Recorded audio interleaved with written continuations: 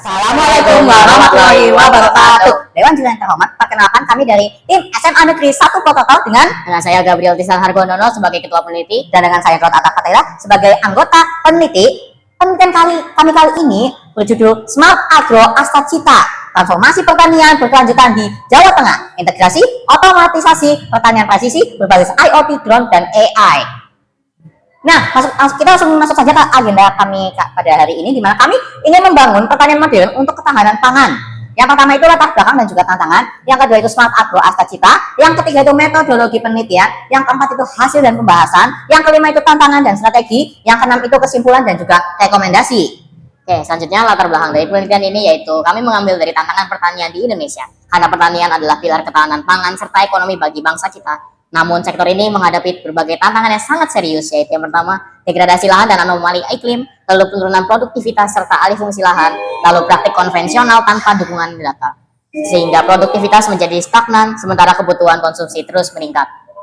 Selanjutnya, kita memiliki konsep Smart Agro Astacita, yaitu integrasi pertanian presisi berbasis IoT, drone, dan AI untuk efisiensi, produktivitas, serta keberlanjutan, yaitu dengan menggunakan IoT yang menggunakan pemantauan real-time kelembapan dan suhu tanah, lalu untuk drone pemetaan vegetasi, distribusi pupuk, serta pestisida yang presisi, dan yang terakhir AI dengan prediksi panennya dan deteksi penyakit pada tanaman-tanaman. Nah, kemudian kita masuk ke pendekatan penelitian. Penelitian terapan kami berbasis studi kasus dan eksperimen lapangan dengan pendekatan campuran kuantitatif dan kualitatif. Nah, lokasi penelitian kami ada dua. Yang pertama itu Kabupaten Cilacap, di mana Kabupaten Cilacap ini mempunyai potensi padi dan irigasi yang terdampak fluktuasi iklim. Yang kedua itu Kabupaten Banyumas, di mana Kabupaten Banyumas ini agrarisnya itu heterogen atau hortikultura dengan berbagai tingkatan literasi digital bagi petani. Nah, kemudian itu kita lanjut ke variabel dan juga pengolahan data. Variabel berdasarkan jenisnya kami bagi menjadi 3. Yang pertama itu independen, nama variabelnya itu integrasi teknologi, indikatornya sendiri adalah jumlah perangkat, frekuensi, dan juga jenis data. Yang kedua itu dependen, di mana nama variabelnya sendiri itu ada efisiensi dan produktivitas, indikatornya adalah peningkatan hasil, efisiensi input, dan juga waktu panen. Yang ketiga yaitu antara, nama variabelnya sendiri adalah literasi digital, akses dan pemanfaatan teknologi, respon, dan juga pelatihan. Baik, selanjutnya kita akan masuk pada uji implementasi teknologi dari Smart Agro Cita ini, yaitu yang pertama IoT pemantauan lahan, di mana efisiensi air irigasi meningkat 23% sehingga penyiramannya itu tepat waktu.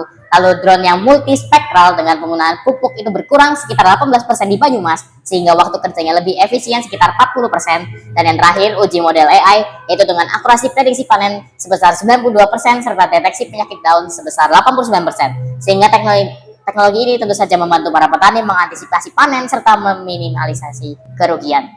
Selanjutnya, pada perbandingan sistem konvensional dengan sistem Smart Agro yang kami lakukan, yaitu pada penggunaan air, sistem konvensional menggunakan 100% air sih, tetapi Smart Agro hanya menggunakan 77%-nya. Lalu pada penggunaan pupuk, 100% digunakan oleh sistem konvensional, sementara Smart Agro 82%, dan untuk produktivitas panen sekitar 5,2 untuk konvensional, sementara untuk Smart Agro 0,6. Dan yang terakhir waktu kerjanya, seperti yang tadi telah dijelaskan, Smart Agro memiliki waktu efisiensi 40%, di mana Smart Agro itu 60%, tetapi konvensional 100%.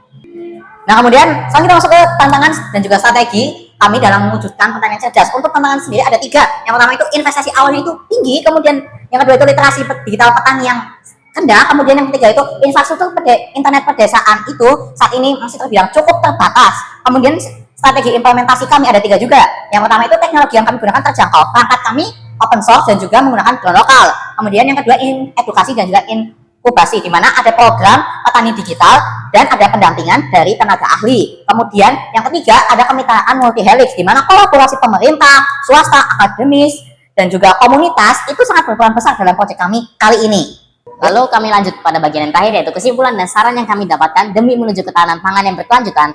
Yang pertama, integrasi IoT, drone, dan AI terbukti meningkatkan efisiensi dan produktivitas pertanian yang tentu saja sejalan dengan SDGs. Lalu saran untuk para pemerintah yaitu mengadakan kebijakan yang insentif, lalu infrastruktur digital, serta regulasi kolaborasi yang melibatkan lintas sektor untuk para petani, diharapkan untuk lebih aktif dalam pelatihan, lalu mengoptimalkan data, serta membangun kooperasi teknologi. Dan yang terakhir, saran untuk para perusahaan swasta yaitu menyediakan perangkat yang terjangkau, serta menjalin kemitraan transfer teknologi. Sekian dari kami, mohon maaf bila ada salah kata dalam pengucapan ataupun istilah. Billahi taufiq wal hidayah. Wassalamualaikum warahmatullahi wabarakatuh.